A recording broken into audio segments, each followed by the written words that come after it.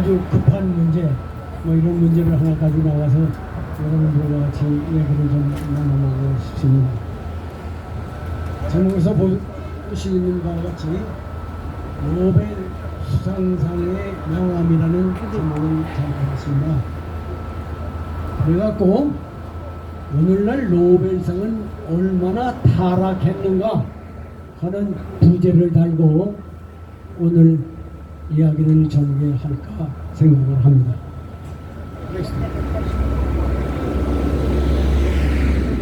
자, 역사소설은 지난 사실을 모티브로 해서 진실에 다가가는 문학 작품입니다.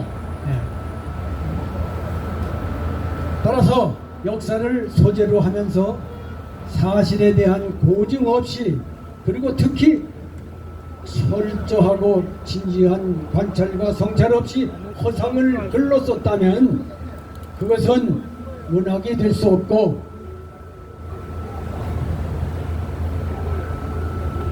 됐어요. 나왔어요. 우리가 이렇게 모든 장르가 좀 불비스러운 것은 경제적으로는 영세하기 때문에 그렇습니다. 여러분들 좀 이해해 주셨으면 감사하겠습니다. 허상을 글로 썼다면 그것은 문학이 될 수 없고 역사 조작이고 역사 왜곡이며 곧 죄를 범하는 일입니다. 다시 말해서 지금 한강에 쓴 몇 가지 소설과 5.18 문제 이것을 놓고 일종의 힘싸움을 하는 겁니다. 그런데 여러 가지 측면에서 사실로 증명을 하는 데는 우리들이 더 많은 증거를 가지고 있습니다. 북한군이 참여했다는 것을 객관적으로 과학적으로 증명할 수 있는 많은 자료가 있습니다. 그런데 이것을요 법원에서 인정을 안 해요. 그런데 저 5.18에 북한군이 안 왔다고 주장하는 사람들은 제일 먼저 유네스코 거기에 5.18이 안 왔고 광주 사람들이 민주화 항쟁이라고 등록을 했어요. 여기에 등록을 하는데도 어마어마한 자료를 보냈고 어마어마한 돈을 들여서 유네스코에 등록을 했는데 유네스코는 이거를 또 공개를 안 해요. 다만 김대령이라고 하는 분이 유네스코 이 자료를 가지고 5.18에 북한군이 와서 난동을 부린 것이라는 책을 4권으로 작성을 해서 세상에 발표한 바가 있습니다. 자, 그 다음에 이제 노벨 문학상이 도전을 해온 겁니다.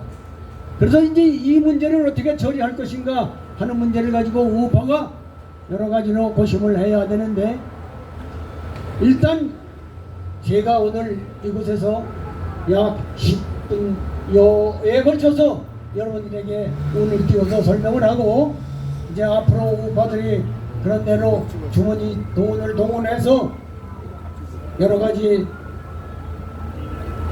자료를 수집하고 자료를 또 공개할 수 있는 제대로 갖추어서 세상에 내놓을 것입니다. 급한 대로 우선 제가 이 자리에서 슬라이드를 통해서 여러분들에게 설명을 드리고 있는 것입니다.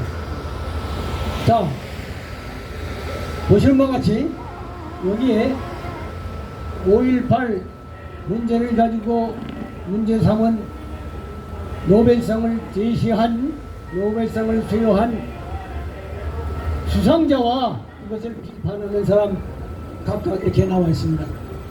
한 사람은 최순실, 여러분들 너무 잘 아시죠?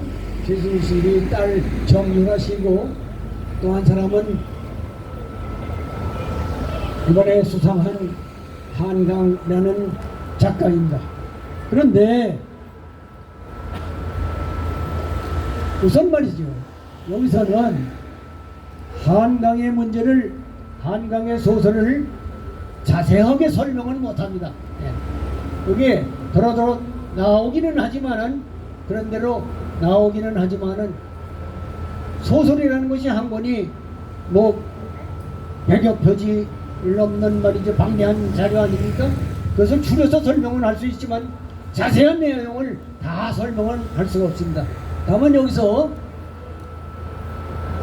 최성원 씨가 쓴 내용문을 간단히 소개해 보겠습니다. 자, 역사후에 노벨상이 있는 건 아니지 않나? 아니지 않느냐? 노벨상이 높으냐 역사가 높으냐? 역사가 높다. 잘못된 역사 왜곡으로 쓴 소설로 받은 노벨상이 의미가 있는지 잘 모르겠다. 자기는 자신은 없지만은 하여튼 문제를 제기하는 겁니다. 한강의 노벨상을 옹호하는 건 이 지혜도 맞지 않는다. 우리가 좌파를 혐오하는 가장 큰 이유는 바로 그들이 내로남불과 오락가락하는 잣대 때문이다. 좌파 같은 인간이 되기 싫음으로 나는 비판적인 입장을 고수할 것이다. 무슨 상을 받든 왜곡은 왜곡이다. 여전히 명단조차 밝히지 못하는 유공자 명단을 밝히라고 하면 죽일 사람이 되는 나라가 정상 맞느냐? 이 문제부터 제시를 했습니다. 여러분들 어떻게 생각하십니까? 그렇지 않습니까? 유공자를 밝히지 못하는 노벨상, 근데 무슨 의미가 있습니까? 한강 대한민국의 탄생 존립을 부정한 작가라고 이번에는 여류 소설 작가 김규나 씨가 이를 제기하고 나왔습니다. 이 김규나 씨 이론을 한번 들어보죠.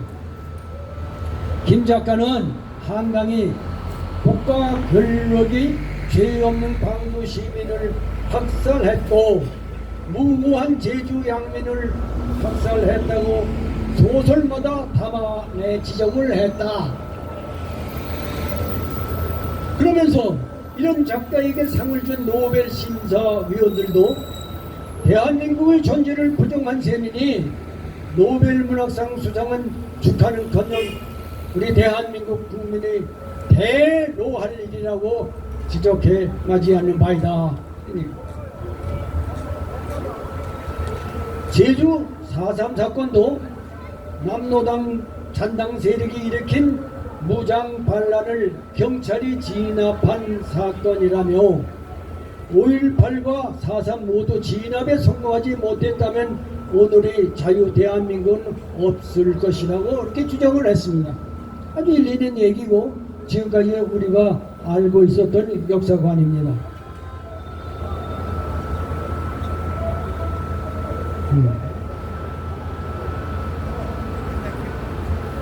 우리나라 문단에 포진한 작가들의 대부분의 작품에는 이 땅에 대한 악의적 모욕과 비하가 감추어져 있다.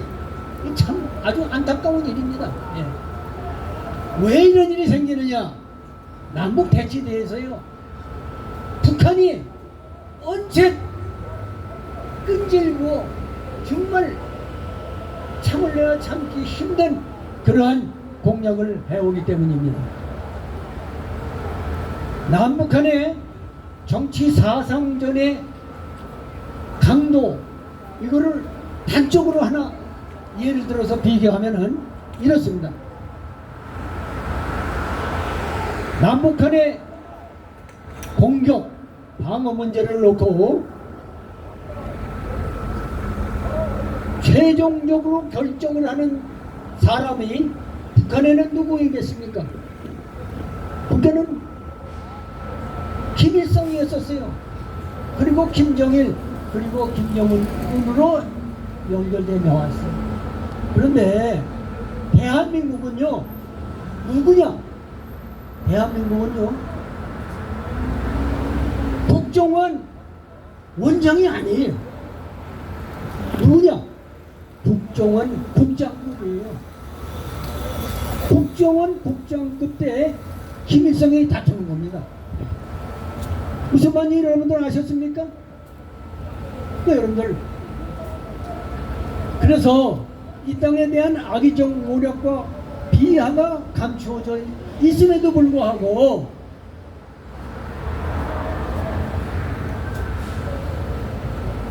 지금 남한에는 말할 수 없는 좌파들이 날뛰면서 한강의 작품을 세상에 알리고자 노력하고 있습니다. 그런 작품을 쓰지 않으면 문단의 인정을 받을 수 없습니다. 오도된 사상적 우월감의 폐단이라고 이렇게 볼 수가 있는 것이죠. 다시 말하면은 남북한 정보전에서 남북한 정보전에서 북한은 최고 국가 원수가 직접 연설을 하고 지시를 해요. 그런데 우리나라는 겨우 국정급이 최고 수준의 책임자라 이런 얘기입니다. 이게 상대가 안 되는 거죠. 그런데 그런 건 여파를 받아서 그런가 남한에서는 말이죠. 악의적인 모욕과 비하가 감춰져 있어가지고 아주 이루 말할 수 없는 차이를 가지고 작전이 차이가 나는 것이다. 그래서 남한에서는 악의적인 모욕과 비하가 감춰져 있는 그런 작품을 쓰지 않으면은 문단에서 인정을 받을 수가 없어요. 이것이 오도된 사상적 우월감의 폐단이다. 이렇게 한마디로 정의할 수가 있는 겁니다.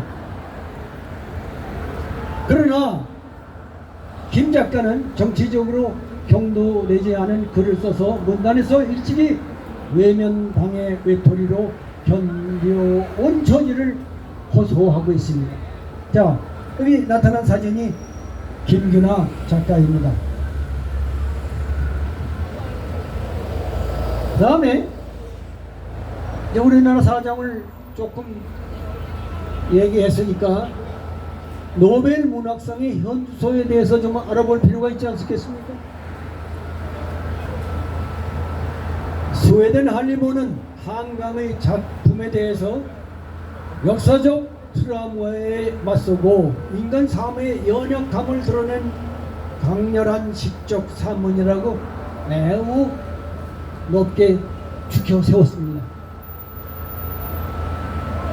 이러하듯 역사 조작을 학문으로 포장하는 일, 이것이 노벨상이 보여주는 오늘날의 모습입니다.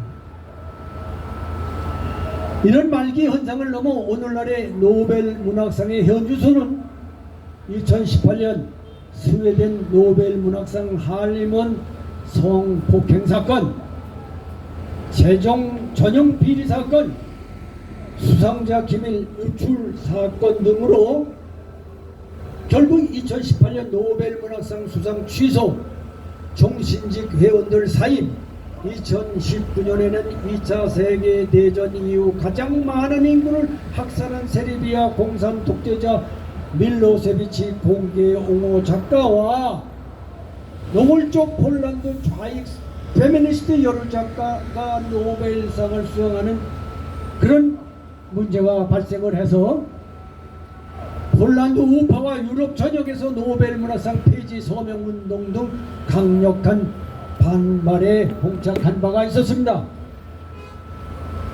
특히 2015년 이래 좌파 정권이 집권한 스웨덴은 이민자 무슬림이 천국이 되어 유럽 최악의 범죄 이유를 기록한 국가가 되어 있는 상태입니다. 한강에 대한 이번 조치는 일종의 정치적 목적이 프로파간다라는 판단이 되며 경계함이 요망된다고 하겠습니다. 이러한 노벨상위원회를 우리나라 모 일간지는 노벨위원회가 이제 우리도 과거가 아닌 미래를 보고 있다는 신호를 보냈다고 해설할 수도 있다라고 호평을 했습니다. 그리고 우리나라에서 보수는 보수가 아니라 화석이 됐으며 나라와 공동체 개개인의 행복과 발전을 저해하는 걸림돌이 되고 있다고 혹평을 했습니다. 이러듯 막다른 골목길에 처한 노벨위원회를 지켜세우며 우리나라 보수는 국가와 공동체 발전에 걸림돌이 되고 있다라고 갈파한 모 일간지는 이승만 박정희 전두환으로 이어지는 반군인의 국가 융성 현황을 아는가 모르는가 대답해야 할 것이라고 저는 생각을 합니다. 안 그렇습니까? 네. 뿐만 아니라 한강의 노벨상은 변태 음란상이라는 추문에 따릅니다. 오직하면 학부모들이 교육청에 항의를 해서 검사로 지정하게 만들었겠는가 하는 문제가 있습니다. 한강의 작품이 많은 이 작품들이 이 학부모들이 반대해서 문제를 벗어나서 지목되어 있습니다. 자, 부모는 여기 여러분들 앞에 차마 내놓을 수가 없어서 생략을 하겠습니다. 차마 여러분께 이 자리에서 여기에 글을 올려 설명을 하고 보여드리기는 너무 참혹해서 못 올렸습니다. 네. 여러분들 그렇게 하십시오. 형부와 처제가 벌이는 불륜의 현장을 묘사한 것, 그것 때문입니다. 이것이 노벨상이란다. 노벨위원회는 이 표현을 역사적 상언에 맞서는 작가의 시적 상문이고 인간 삶의 연약함을 잘 드러냈으며 상을 준 것이다. 작품은 어떤 작품인가? 위에 소개된 키워드만 보더라도 작가의 얼굴조차 꿈해볼까 두려울 만큼 변태 엽기의 표현이다. 변태, 불륜, 난잡, 저질, 엽기, 이 이상 더 추한 글을 그 어디서도 구경할 수 없을 것이다. 어떻게 남자도 아닌 여자가 이토록 추하고 저질적인 원사를 구사할 수 있을까? 말이 곧 인격이라 하는데, 그래서 TV에 수상자의 얼굴이 비치는 것이 가장 악랄한 고문이다. 노벨은 매수됐나? 노벨 미쳤냐? 노벨 문학상은 원래 어떤 작가에게 주어져야 하는가? 듣기로는 작가가 추구하는 가치관이 인류 이상의 발전에 기여할 수 있고 판단되는 경우에 주어진 것이라고 해야 할 것입니다. 그렇다면 뚜렷한 가치관을 가지고 각고의 극기를 환경적 역경을 극복해가면서 인간 승리의 모습을 신금을 울리는 인간 모습을 신금을 울리는 시적 표현으로 아름답고 고마하게 묘사하여서 인류의 등불이 될 만한 글을 쓰는 사람에게 주어져야 하는 것이 아니겠는가? 그런 것이 우리들의 생각 아니겠습니까? 그렇죠?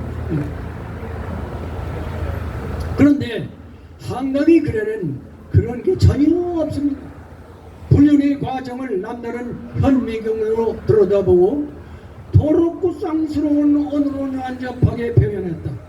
우선은 노벨상이라 해서 세계인들이 열광하지만 읽은 다음에는 한국 전체를 멸시할 것이다 라는 것이 많은 사람들의 의견입니다. 노벨은 그 유명세를 한국 비하의 나쁜 목적으로 악용한 것이다. 앞으로 노벨은 의식 있는 지구인들로부터 거센 항의를 받게 될 것이다. 도대체 이런 글이 미쳐 날뛰는 남녀 인간들은 머리에 무엇이 들어있을까? 이걸 한번 생각해 보고 싶습니다. 또 최근에는 작가 한강이 6.25 당시 전투 관련 반미적 반응을 나타내 보인 바 있으며 박근혜 퇴진 시위에도 참석했고 중공 반변에서는 한강의 노벨상 수상을 축하했다고 합니다. 중공의 축하를 받는 노벨상 수상자, 우리 대한민국 사람들이 긍지를 가지고 그 여인을 맞이해야 되겠습니까? 아니면은 가슴 아프게 참 울면서 통곡을 해야 할 것입니까? 충격적인 사실이 알려져 세상을 놀라게 하고 있습니다. 김대중이 김정일을 팔아 노벨상을 받았듯이 한강은 전두환과 공수대를 악마로 몰아서 노벨상을 받은 것입니다. 이렇듯이 작가 한강의 문학활동은 즉 소설은 넌픽션의 탈을 쓴 프로파간다 즉 정치선전이다 이렇게 결론을 맺을 수도 있습니다. 전말이 이러하니 5.18 사태의 북한 모략군 침략을 감추고자 뛰어든 한강의 소설은 마침내 민족과 호남의 순결을 파괴하는 데 기여할 것이다. 그리고 언젠가는 통일의 날이 오면 하늘로부터 이 버려 호남 벌판과 그곳에 사는 죄 없는 후손들에게 임할 것이로다. 픽션은 역사도 다큐도 아니다. 한국 사회 일각이 한강의 소멸을 둘러싼 왈가왈부로 소란하다. 어떻게 읽든 독자의 자유이지만 픽션은 역사도 다큐도 아니다. 기뻐하고 축하해야 할 운명한 일인데 자신이 독보과 역사의식을 강요하며 당신은 좌파냐 우파냐고 묻는 야만을 목도한다. 편 가리기는 그만하자. 정신건강에 해롭다. 잔치상을 엎을 때가 아니다. 이 조선일보 박규돈 기자가 쓴 칼럼입니다. 자, 이 내용에 여러가지 이해가 있습니다. 이 내용을 좀 설명하고 구현해서 여러분들에게 알려드리자면은 다음 토요일날 이것과 관련해서 한 가지 문학적인 그 논리 문제 이거를 설명을 하고 나서 설명을 드려야 여러분들에게 이해가 갑니다. 그래서 위 기사 내용의 이해는 보충 설명을 필요로 한다. 다음 토요일 이 문제를 가지고 강단에 설 것이다. 이렇게 여러분들에게 약속을 드리겠습니다. 자, 오늘 제가 어젯밤에 잠을 이런 작품을 만드느라고 잠을 설쳐서 제 내용 활동이 순탄치 못합니다. 많이 더듬고 했는데 여러분들 양해해 주시기 바라고 다음 이 시간을 기다려 주셨으면 감사하겠습니다. 오늘 강의 이것으로 마치겠습니다. 감사합니다.